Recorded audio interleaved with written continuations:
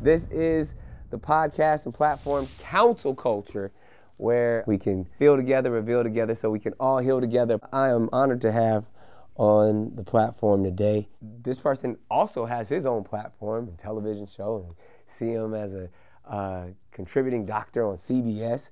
I mean, he's one of the world-leading doctors and pioneering biomedical researchers. He's the founding director and CEO of the Ellison Institute of Technology, a professor of medicine, a best-selling author, some books that I've read and love, like The End of Illness and his latest book, Animal Secrets. And that's just to name a few. The one and only Dr. David Agus.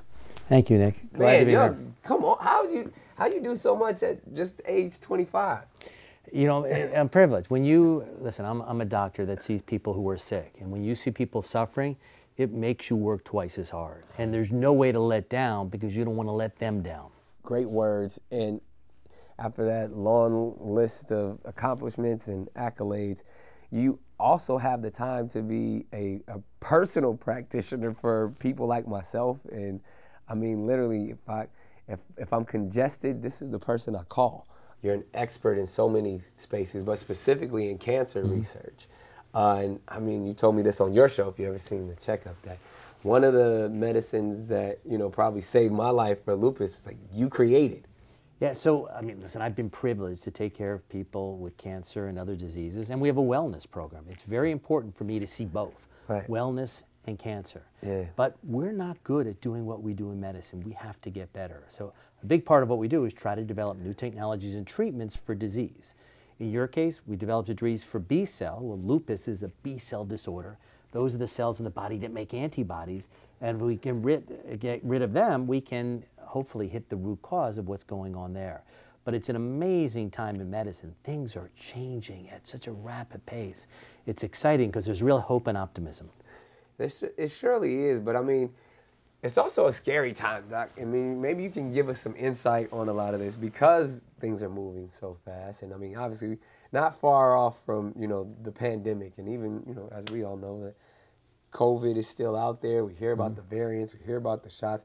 And then just the idea of Big Pharma, specifically for my community, is scary. You know, I mean, there's a lot of history and untrusting, you know, practices that have happened. So when you hear someone should go get a vaccine, or when you hear even, you know, the flu shot, or the fact that another pandemic is coming, it's just, as we know, the media often is, you know, driven to have us walk in fear. But I mean, there's an entire community out there that is nervous about, you know, where we are, not only because they don't feel like they have access to a lot of the resources and the ability to live a healthy lifestyle the way, you know, some others do, but then at the same time, it's like, how do we not know? I mean, is there another pandemic looming, and then where do we all go in those scenarios?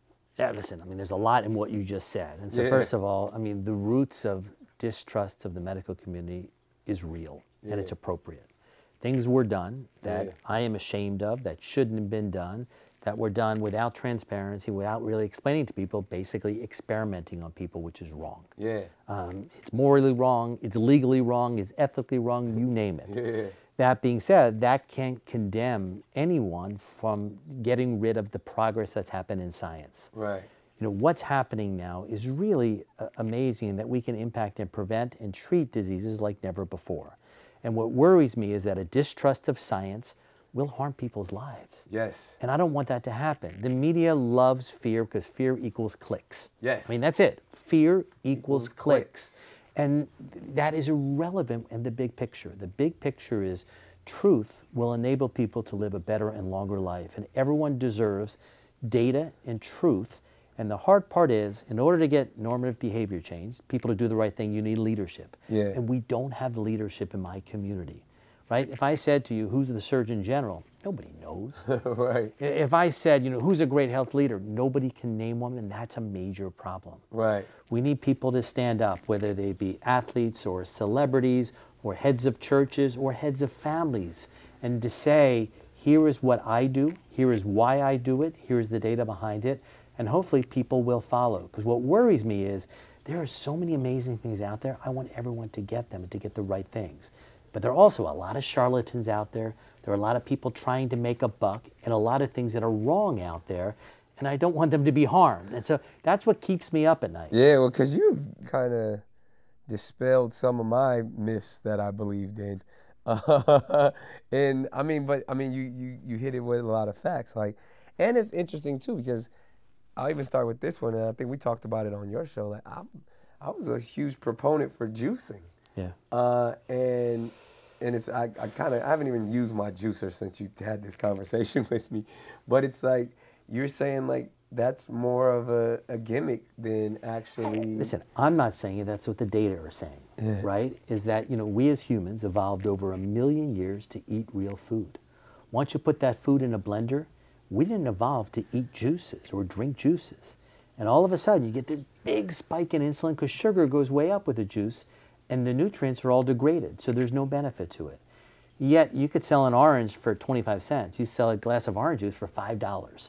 So the almighty dollar has really pushed people to do things because that's what they can monetize, right? Something in nature is inexpensive. So eat the orange, don't drink the juice. 100%, yes. It's a lot the real cheaper, food. and it's better healthier for you, yes. Yes, So it's why- got but all like- that fiber, and you're getting all those nutrients in the context that we evolved to eat them. Right. And that's what people forget. So what about, okay, vegetable juice? Eat the vegetables? Same thing, eat the vegetables. It ain't that complex, right? You're made to chew something. That activates an enzyme here. You absorb some of it here, some here, some here, some here, some here. Once you put it in a blender, you absorb it all at once, and it really screws up your body. All right, what about essential oils? Oregano oil, elderberry. Do you think we evolved as humans for essential oils? No. We evolved to just have real food. It's like people, I have fish oil capsules. 1 4-ounce serving of salmon is equivalent to 13 fish oil capsules. And you have a beautiful salmon, you're a fisherman, you give it to the seafood company for $20 a pound. Right. You get an ugly looking degraded fish, you give it to the fish oil company for $5 a pound. Which would you rather eat? Eat the real quality food. I mean, it's simple. Everyone wants a shortcut. You know, vitamins came about because of the fast food movement. All of a sudden, in the 60s and 70s, fast food was going like crazy. So some clever people said, hey, listen, and by the way, it was the pharmaceutical companies. That's who makes all the vitamins. Right. It's the same companies that make the pills. They said, hey, listen, let's sell something as an antidote to fast food. You're not vitamin deficient, yet people take these pills. The last case of scurvy, which is lack of vitamin C in this country, was decades ago. Rickets, lack of vitamin D, was many decades ago. You're So not you're telling deficient. me we don't need vitamins now? You know how much Vitamins money don't I'm work? going to save you? So all of these men's like supplements and all, like that's They are sales gimmicks, right? You're not vitamin deficient. Right. And there is zero data. In the history of mankind, there has never been a positive study in a normal individual showing a benefit to a vitamin or a supplement. so multivitamins are pointless. Multivitamins are pointless, yes. And in effect, in many people can cause harm. So it's not only no good, but it can cause harm. I know when I take those multivitamin packs, my pee is neon. So that means I'm probably, everything that's coming in is going out of me. Well, it's going out of you, but it's also causing a problem. That's You like, know, it's nuclear. It's like, your body, you know, it's like Ninja Turtle ooze. I don't even know where to go with this, but But I'm just telling you, that's how I know. It's like, something can't be right here. This yes, but you're not vitamin deficient. That's the problem. And somebody is trying to sell you a pill at a very high price Right. to say, hey, you need this, it'll make you better, with zero data, and you believe them. Yet there's a vaccine, we say, hey, listen, here's the data, and you don't believe them. Something is wrong in our culture, and we need to actually start to get people that we trust to tell the real experience and the real data. Right? The government did a $300 million study with vitamin E, that's in your multivitamin, and they gave it to men to prevent prostate cancer. After 3 years on it, they had to halt the study because there was over a 20% increase in prostate cancer in the men who took the vitamin E. Not a decrease, An increase. Yes, you start to look at these, there's significant issues. But what about like somebody tells you like if you're feeling sick, take 1,000 milligrams of vitamin C. So one orange has, 10 milligrams of vitamin C. 1,000 milligrams of vitamin C. Do you obviously it doesn't make a lot of sense, but you think about it, your body makes free radicals all the time to get rid of bad damaged cells. You Right. take a high dose of an antioxidant, what you do is you block that process and the bad cells can divide. You basically harm your body. You're not made to have 1,000 milligrams of vitamin C. All a vitamin is something the body can't synthesize enough of. It doesn't mean more is better. That's the problem, right? The notion in America is more is better, supersize me. Yeah. So you got 1,000 milligrams. It must be better than 100 milligrams. I'm taking 1,000. Right.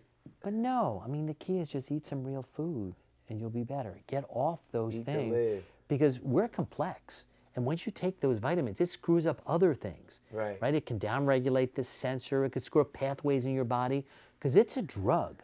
Vitamins are drugs. We use vitamin A to treat leukemia.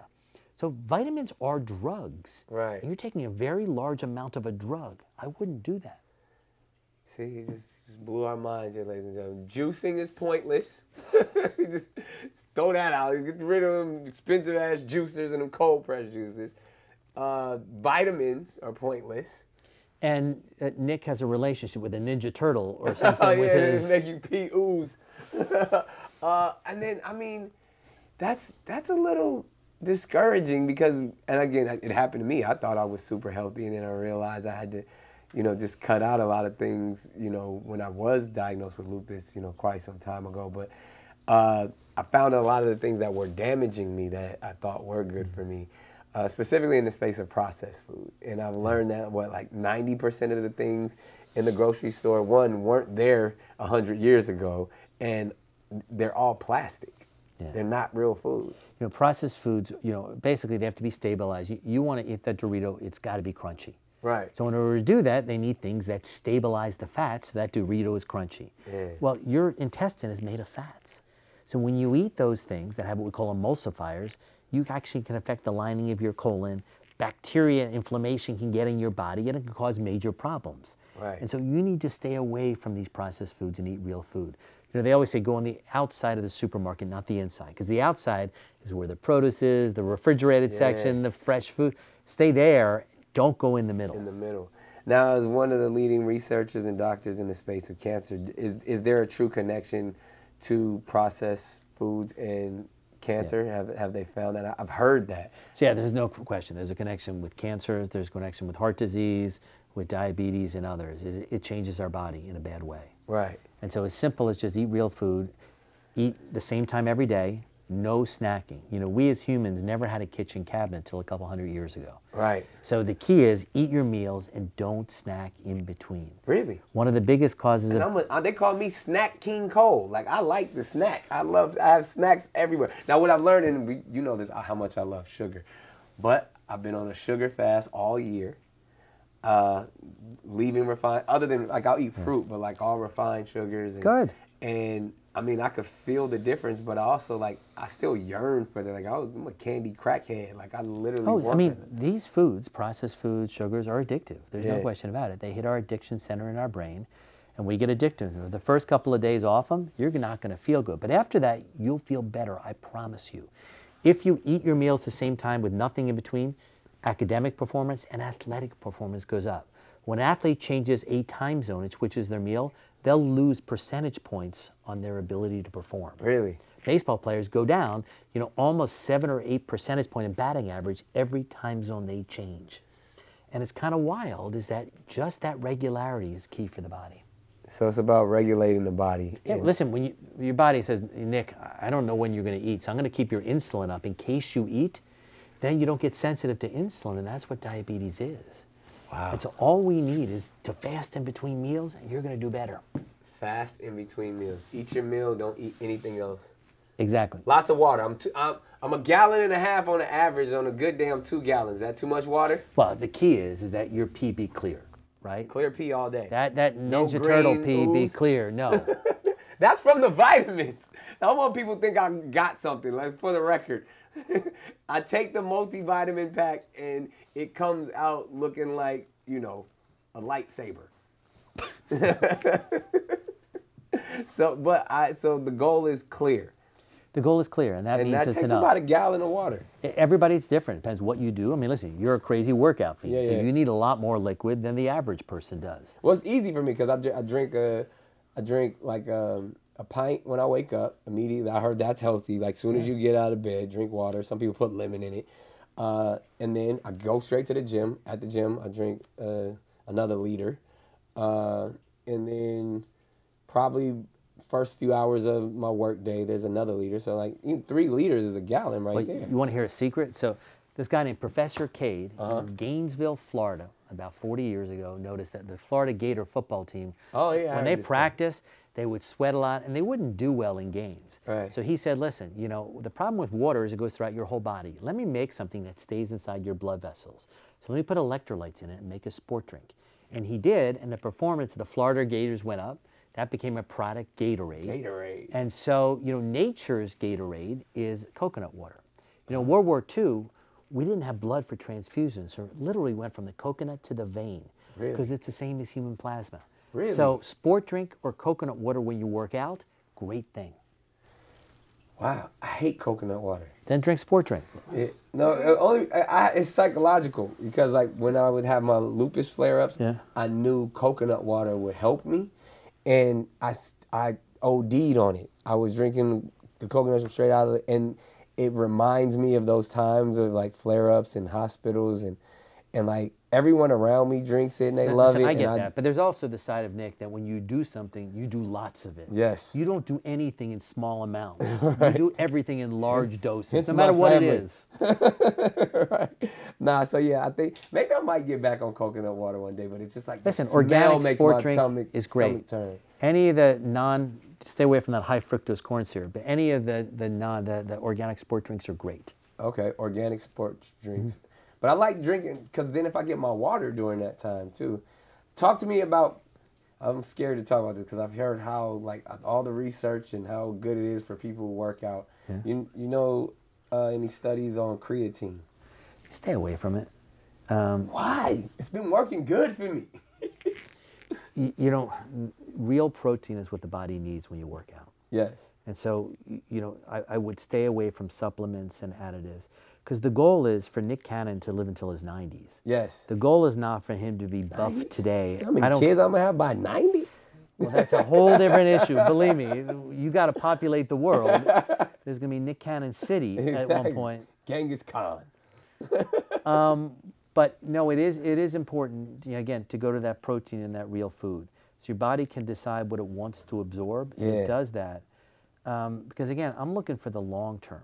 Yeah. Right? I don't say what can give you the most muscle today. I want muscle today, but I also want you to be healthy to your 8th and your 9th decade. Yeah. The only way we're going to get there is if we avoid those kind of things. Because so you think that those things put too much into your body and they're synthetic. It's so too much at once. It can affect your kidneys and your liver in a negative way. Yeah. And again, I want long term, right? All right, I want you to play with your grandkids, not just your kids. Understood. So I think that brings us right to the space of, you know, your newest book, which I love, Animal Secrets. And the thing that's dope about this book is you've taken things that are just of nature and that the animals have been practicing far longer than we have.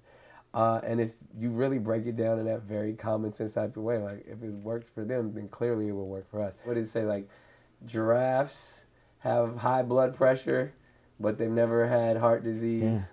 There's no cancer, is it, in elephants? Yeah, it's pretty cool, right? We've been on this earth a million years, but so have they. Yeah. So ways they adapted to live on this earth, we can learn from. Yeah.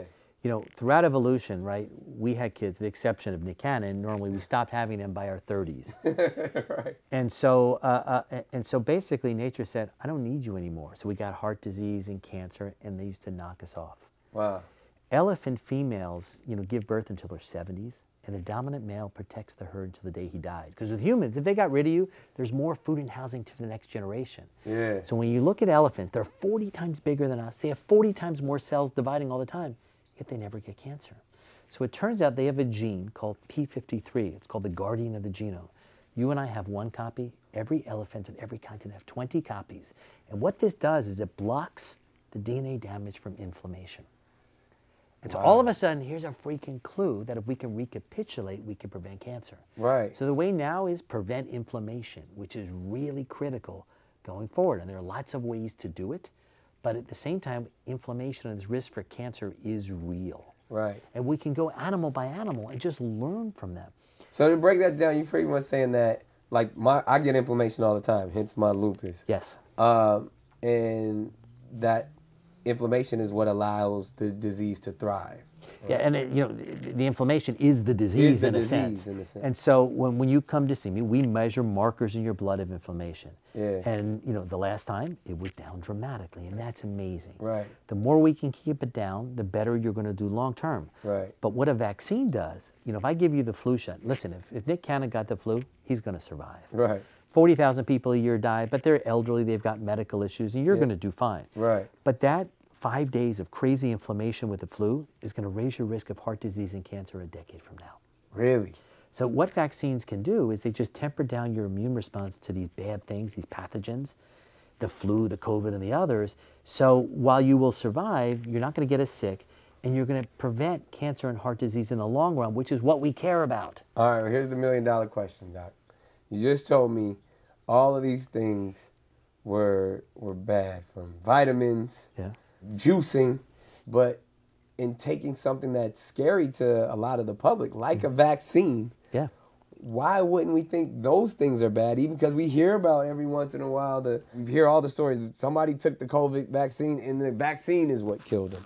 Like, how much of that is true, or is that just right? So we got to separate out the facts and the and then, like, if my doctor just told me don't take a multivitamin, but then he tells me to take a vaccine, like, I'm confused. So what a vaccine is, right? It's a part of the virus. It's not the whole virus. It's not a live virus, but it's a little piece of the virus they put inside you.